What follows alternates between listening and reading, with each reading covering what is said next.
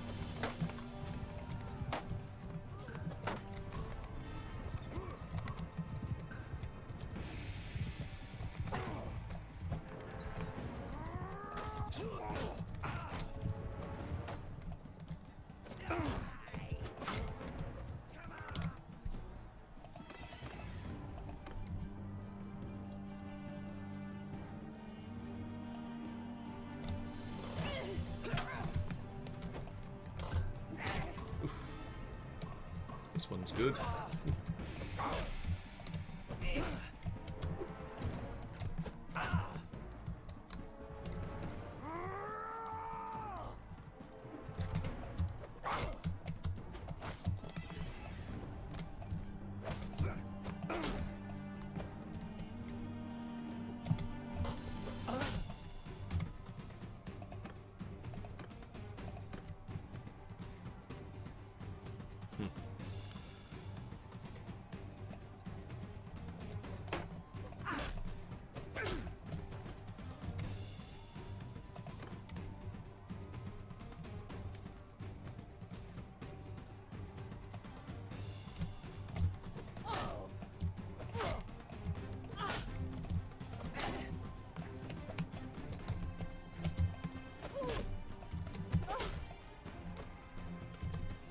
In the end, the Empress is victorious in the tournament, against all challengers.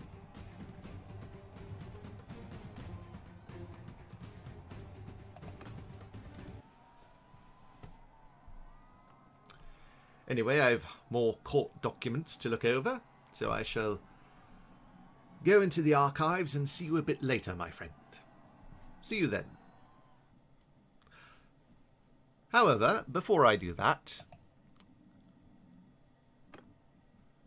according to the leaderboard of the Calradic Empire at this time, in the leaderboards of the tournaments, I mean, the Empress is 4th, under Oris the Loud, Thomund of Vlandia, and Guzid of the Aserai, who happens to be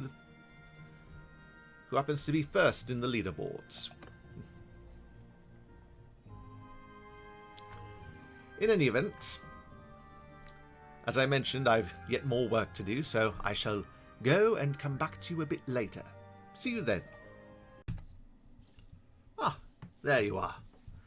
Well, I've returned from the archives, and apparently I found a passage in Empress Alea's journal about her daughter Adinia.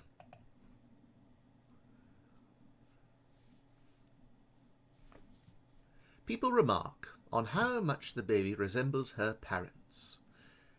Adinia definitely has her father's social skills. The child pays close attention to anyone talking to her, and sometimes tries to comfort playmates in distress. At the same time, she shows her mother's endurance. The child seems to never tire, running. Her caretaker's ragged and is rarely cranky.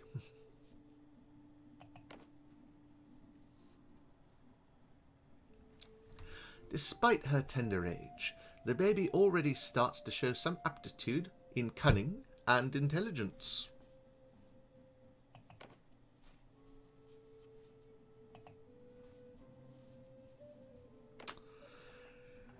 Anyway, I've yet more work to do, so I shall go away now and come back a bit later. See you then. I'm back quite soon, my friend. Just 3 days after this event with Adinia, the Empress gives birth to a healthy baby. A son by the name of Nemos.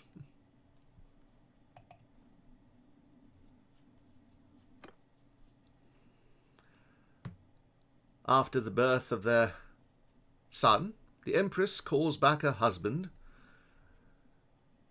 so that he might spend some time with his newborn son, and with her, presumably. Anyway, I shall leave you now and come back when I find more things of interest during the reign of Empress Alea. See you then. Ah, there you are, my friend. During the winter of 1109, according to the Empress's journal, her niece Luvina reaches the age of 11 and asks for help with her studies.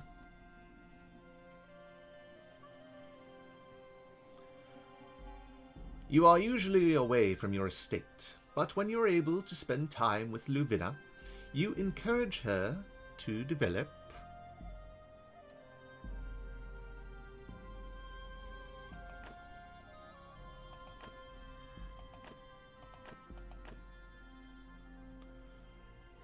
her strength. You told her that skill and brains are all very well, but in many situations there is no substitute for sheer brute might. One day, the child asked you which of your skills was most useful to you. You thought for a while and answered,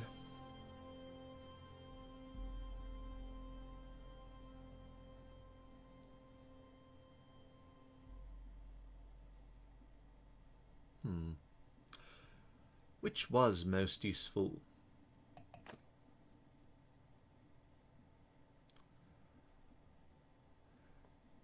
You answered trade. Whoever grasps how prices work can pluck silver out of thin air. For without silver and gold, there is you cannot pay your soldiers to fight for you. This is something that many overlook in their campaigns. While spending time with the child, you noticed that her niece showed great ability in athletics. She is light but strong and can outrun almost all of her peers.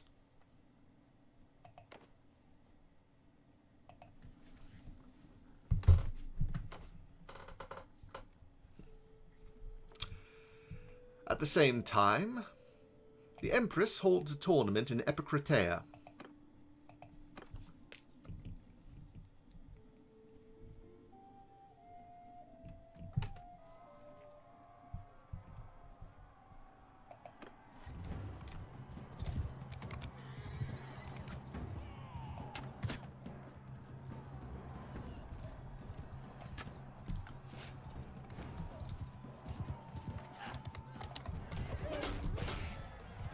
Oof, that's not good.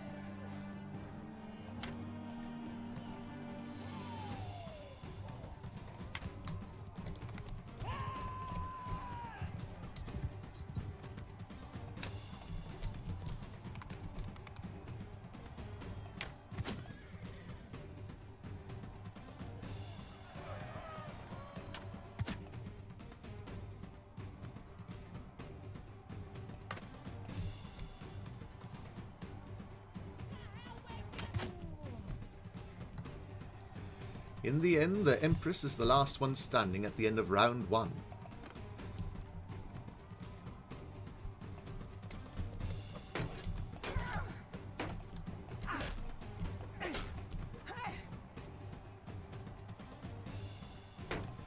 During the second round, the Empress takes down 2 opponents.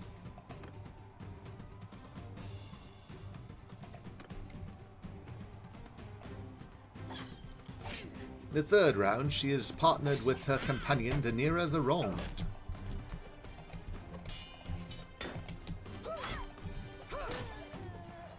One of the officers in the Empress's army.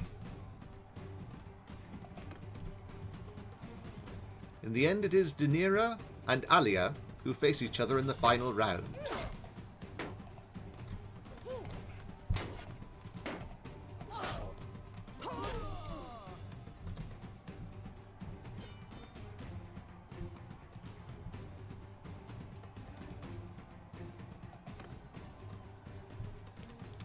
In any event, I've yet more documents to look over, so I shall leave for now and come back a bit later. See you then. Ah, there you are, my friend. Well, I've gone over some more records, and apparently in the autumn of 1110,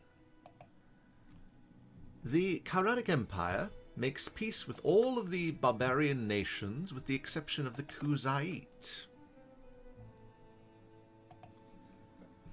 A rather unprecedented peace, but perhaps a welcome one to many. However, like all peaces with the Barbarian rebels, it is not likely to last long. Anyway, I will come back when I've found something else of note. See you then. During that same autumn, it would seem that Clodius Vesuvian has reached the age of 11 and needs his aunt's guidance. You are usually away from your estate, but when you are able to spend time with Clodius, you encourage him to develop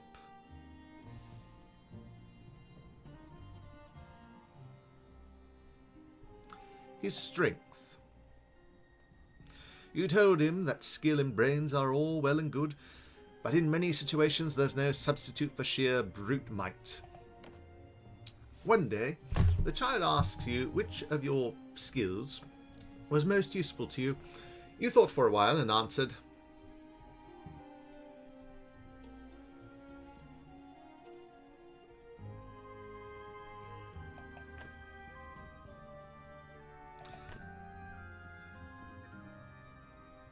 trade. Whoever grasps the prices can pluck silver out of thin air. While spending time with the child, you notice he shows a real ability in medicine. Accidents are inevitable, and the child isn't bothered by the sight of blood. He acts quickly to staunch bleeding and prevent infection.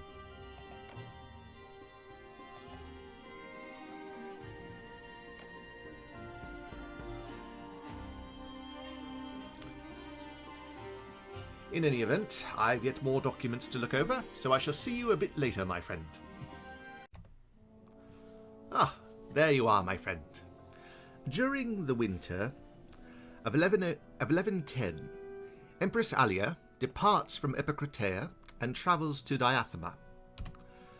Before departing Epicrotea, she sent her husband Maritor on a caravan ambush mission in which a caravan was used to lure a particularly troublesome group of bandits, while Maritor led 52 men who were following the caravan at a safe distance and joined the fight once the attack began. However, there are other things I failed to mention, in particular about the kingdoms. Unqid of the Aserai had died.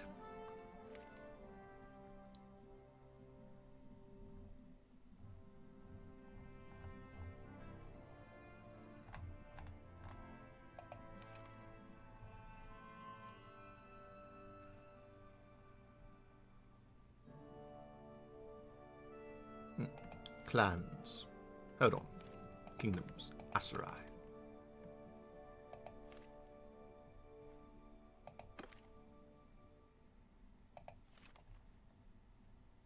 Where is Unqid?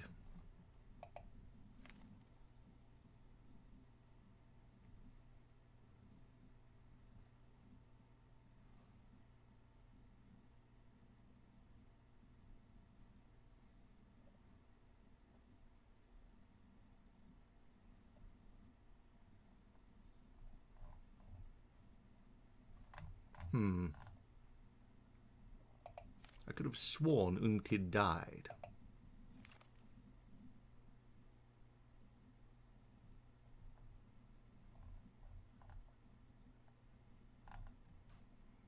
Let's look at heroes.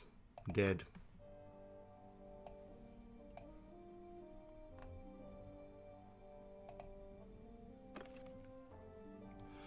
Unqid was Sultan of the Aserai. He died of natural causes in 1108, 2 years earlier. Ah, it's this clan here. It would seem that Unqid's clan, the Banu Quraz, has been deposed as leader of the Aserai and was replaced by the Banu Quraz, in which Suruq of the Banu Quraz takes his place as ruler of the Aserai. In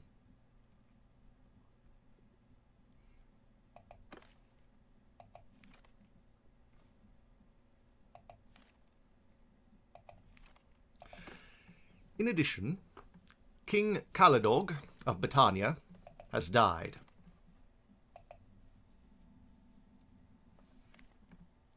King Caladog, king of the Battanians, died of natural causes in 1110 at the age of 65, a few months before Alea moved to Diathma.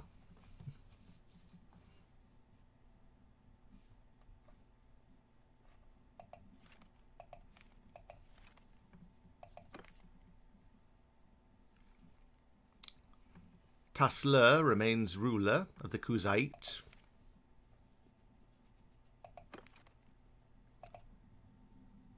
Sever remains ruler of the Sturgeons.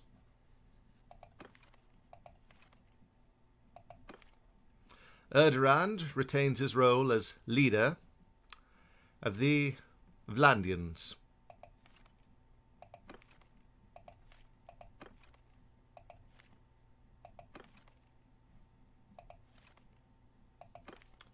As you can see, some of these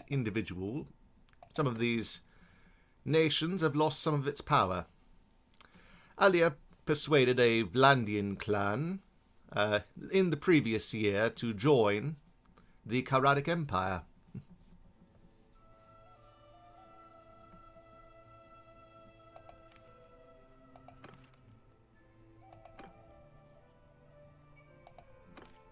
The Legion of the Betrayed has been destroyed. Nether died of natural causes in 1109 at the age of 64.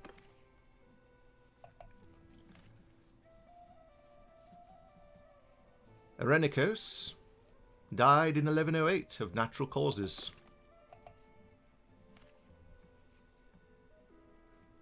Zenon died in battle in 1101. And Nemos died of natural causes in 1109.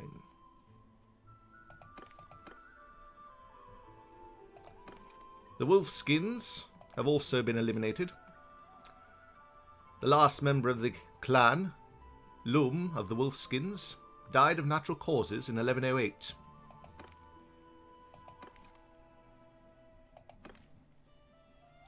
The Varos clan died during the Calradian Civil War. The Sanala Rebels simply gave up. Ferim of the Sanala Rebels disappeared in 1106, not long after Alea's victory. The Ubroving clan died in the service of Emperor Bartimus during the Civil War. The Prienicos clan died in the service of Empress Rhagaea during the Calradian Civil War.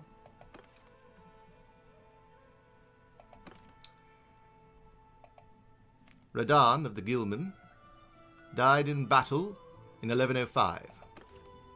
Jaime of the Ghilman died in battle as well, likely in the service of the Aserai. Radagos of the Forest People died in 1101. Lek of the Forest People died in battle in the year 1100. The Eleftheroi died in service of the Calradic Empire.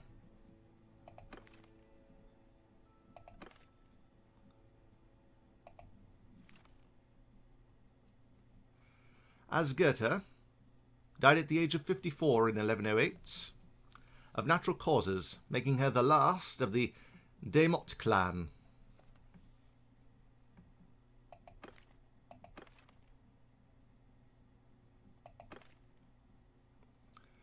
The Dey Gunric clan died in service of Emperor Bartimus during the Calradian Civil War.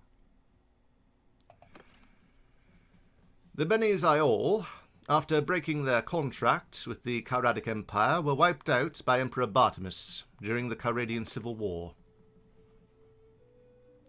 Many clans have fallen.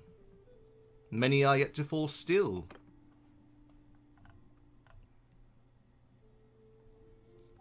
In any event, during that winter of 1110, the Empress participates in a tournament at Diathma.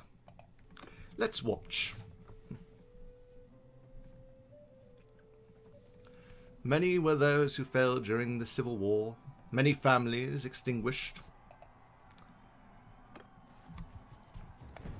So much has happened.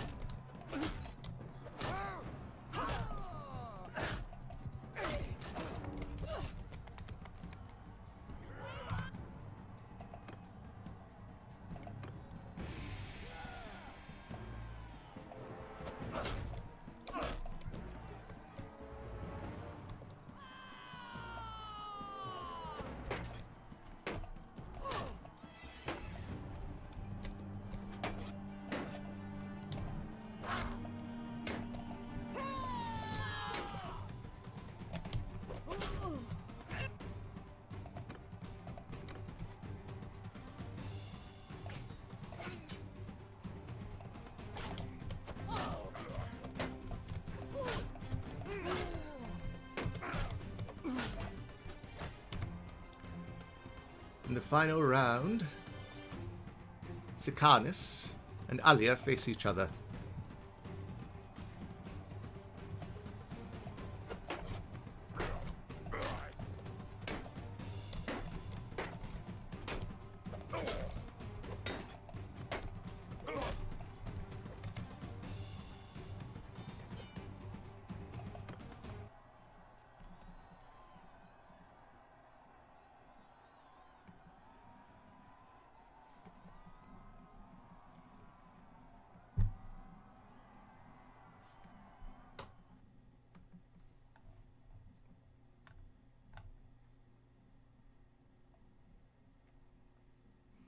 In the end, of course, the Empress wins the tournament.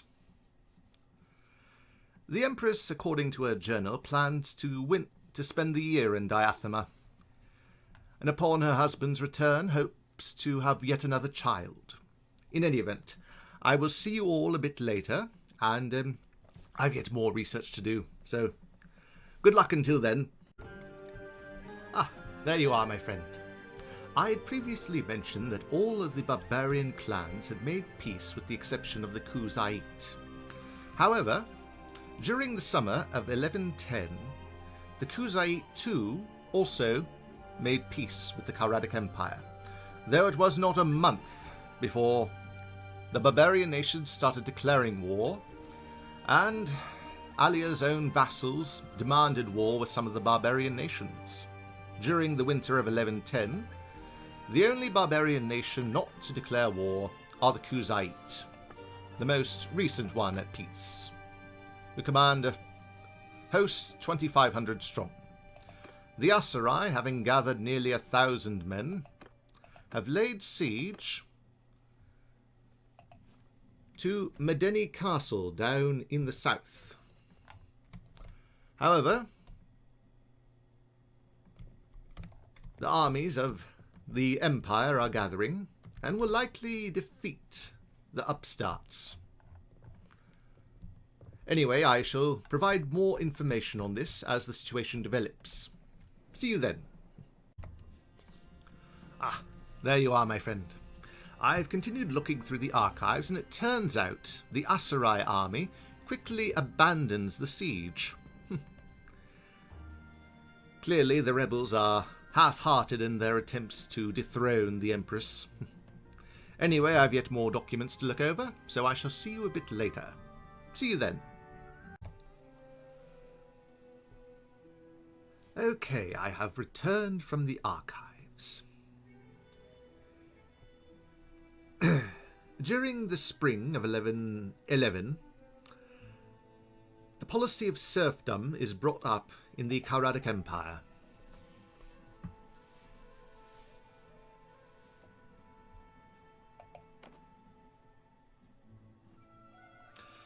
The majority of the nobles seem in favour of this policy. Tenants are forbidden from leaving the lands of their lords without notice. Villages grant 0.2 influence per day to the owner, to the ruling clan, to the owner of the village. Towns gain security but lose militia, and 1 prosperity per day. The Empress is not in favour of this particular policy. However, it would cost a great amount of influence to overrule the nobles. However, she does have sufficient influence to do this.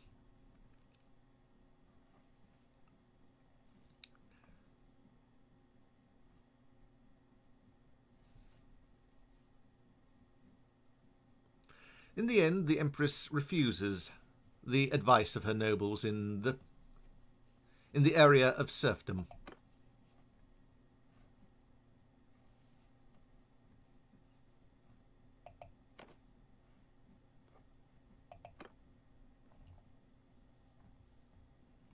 The Khuzait have since declared war, and have not done quite so well. All of the barbarian nations, of course, by this point have redeclared war, and are not doing quite as well as their imperial counterparts. In any event, I've yet more documents to look over, so I shall see you a bit later. See you then. Ah, there you are, my friend. I've been looking over yet more documents, and in the summer of 1111, the Brotherhood of the Woods was defeated, the bandit and sometimes mercenary group.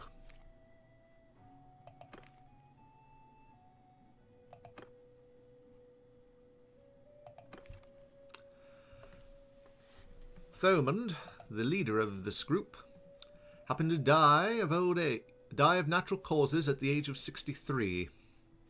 He had been a troublesome fellow, to be certain.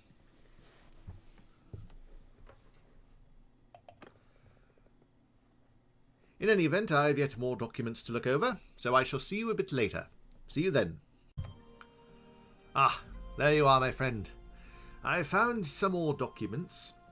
Apparently, Alea's son, Nemos, has reached the age of 2 and needs her guidance.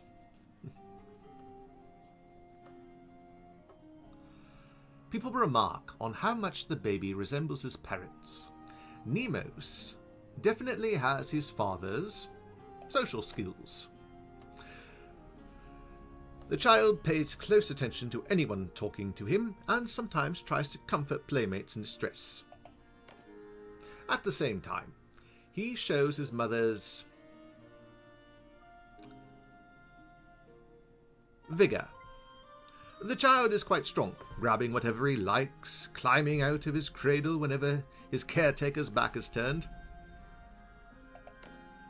Despite his tender age, the baby already starts to show some aptitude in endurance and control. In addition to his parents' traits, the baby shows promising endurance and control. In any event, I have some more documents to look over, so I shall see you momentarily. See you then. Ah, there you are, my friend. Well, an issue occurs during the year 1112, in which the lords of the Calradic Empire wish to enact a Lords' Privy Council. A small council of the greatest lords of the realm. This gives the main clans extra influence, but prevents other clans from climbing into their ranks. Tier 5 clans and up gain extra influence every day. Influence cost of inviting lower tier clans to an army is slightly increased. The Empress is somewhat in opposition of this policy. However, she...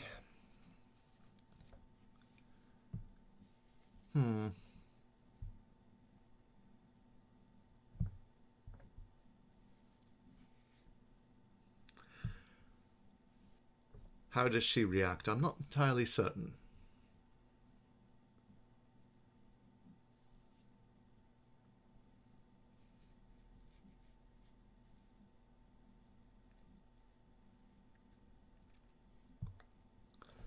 In the end, however, she acquiesces to the will of her vassals. The Empress finds it more and more difficult to overrule them. Although she might have been able to overrule this policy, it did not affect her overly so she allowed it.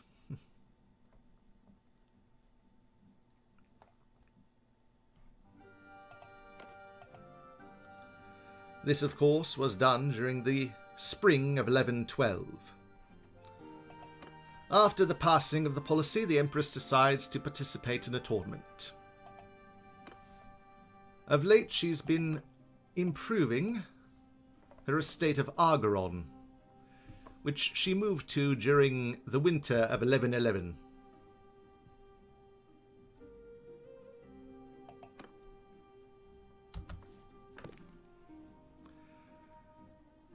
The Empress had hoped a change of scenery might aid her in perhaps having a child with her husband.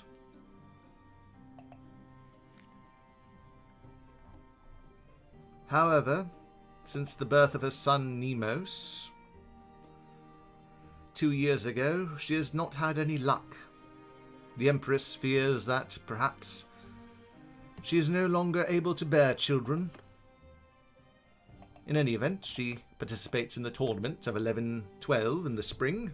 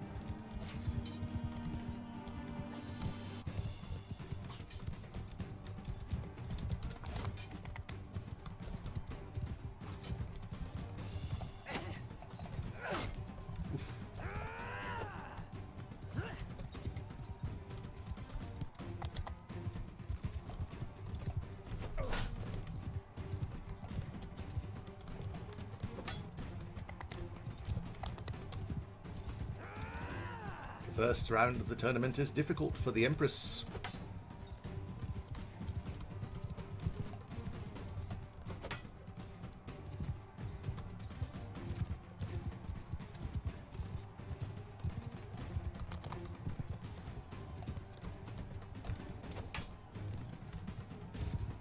She faces the experienced warrior Fenigan.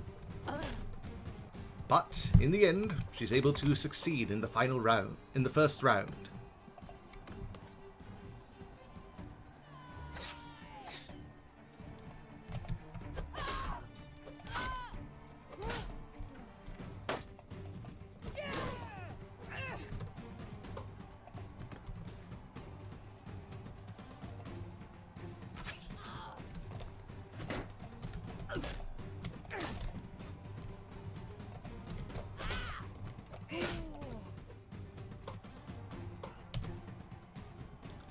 In the final round, she faces Roman Barrel Chest.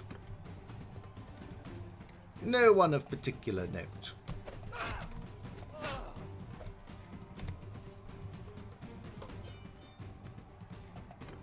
And she's able to succeed in the Tournament of Argeron.